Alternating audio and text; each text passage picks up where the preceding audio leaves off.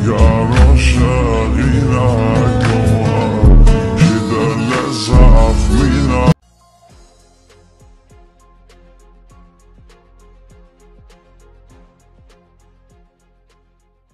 سلام، وقت شما بخیر دوستای عزیز نازنین. با یک آموزش دیگر در خدمت شما دوستای عزیز. آموزش امروز ما اضافه کردن قطره آبی است روی ویدیو دوستای عزیز در برنامه لایت موشن.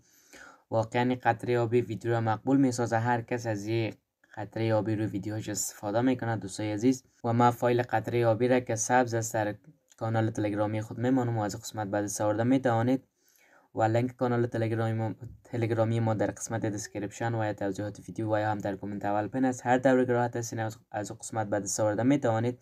و اگر بیننده جدید ما هستین لطف نموده چینل یوتیوب ما را سابسکرایب کنید، زنگوله باشیم همچنان فالو بسازین تا از جدیدترین آموزش های ما با خبر باشین. ویدیو را لایک کامنت هم کنید. از پیشتان خوش میشم بریم به طرف آموزش.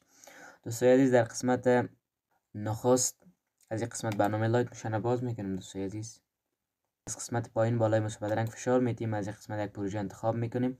بالای نامش دست نمیزنیم. از قسمت سایز 9/16 میگیریم. کیفیتش هم 1283 است.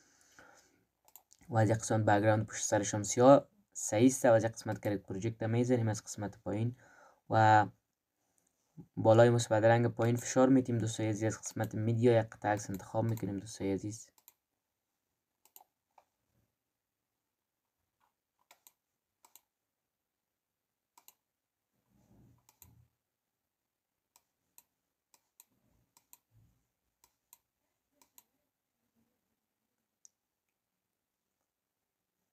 من یک عکس انتخاب کردم، شما هم دوستای عزیز یک قطعه عکس انتخاب کنید. دوستای عزیز بالای عکس یک بار فشار میتیم. اما تایم عکس ما یکم زیادتر میسازیم دوستای عزیز. از این قسمت بالای هم ثانیه یک فشار میتیم. این را دوستای عزیز یکم زیادتر میسازیم تا میشه دوستای عزیز.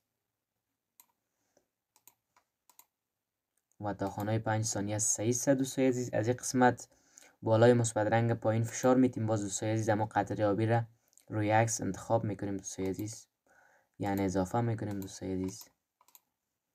از این قسمت من قطره آبی را اضافه میکنم.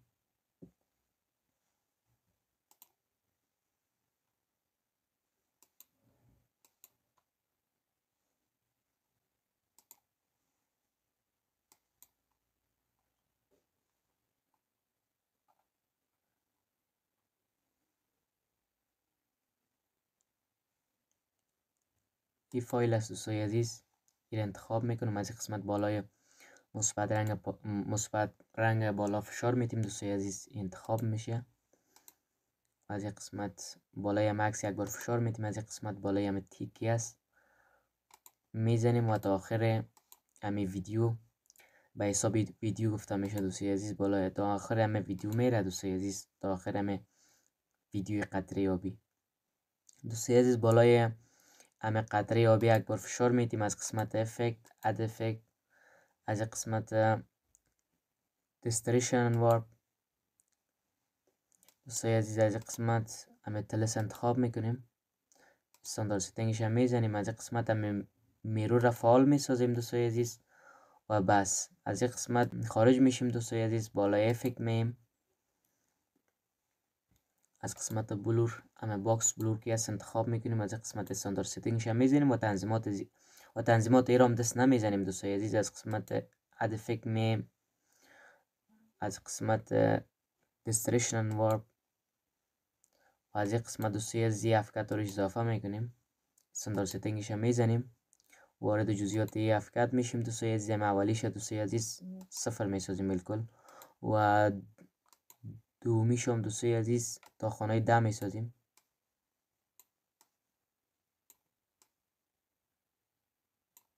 تا خانه 10 که ساختیم دومیش سومیش هم دوستای عزیز 0 میسازیم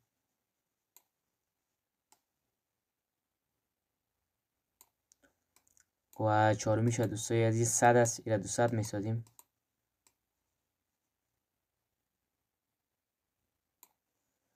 بخیالم چهارمیش 100 دوستای عزیز و پنجمیش هم اینا تا آخر کش میکنیم دوستای عزیز و رنگش هم سرخ سیز در رنگش دست نمیزنیم و میاییم پایین دوستای عزیز. بالای همه سبز که است بالایش یک بار فشار میتیم و همه نون انتخاب میکنیم نرمال باشه دوستای عزیز. از قسمت بک میشیم و خارج میشیم دوستای عزیز قسمت هم.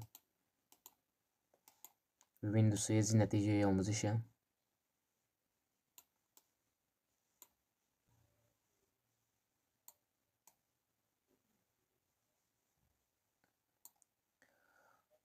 خب دوستای عزیز آموزش ما در همین قسمت بود. دوستای عزیز آموزش ما در همین قسمت بود. خدا کنه یاد گرفته باشین. جای مشکل بود ما در خدمت هستم. و اگر بیننده جدید ما هستین لطف نموده چینل یوتیوب ما رو سابسکرایب کنید، جرس باشیم همچنان فعال بسازید تا از جدیدترین آموزش های ما بخبر باشید. ویدیو رو لایک و کامنت هم کنید. از پیشتون خوش میشم تا آموزش بعدی. الله حافظ همتون.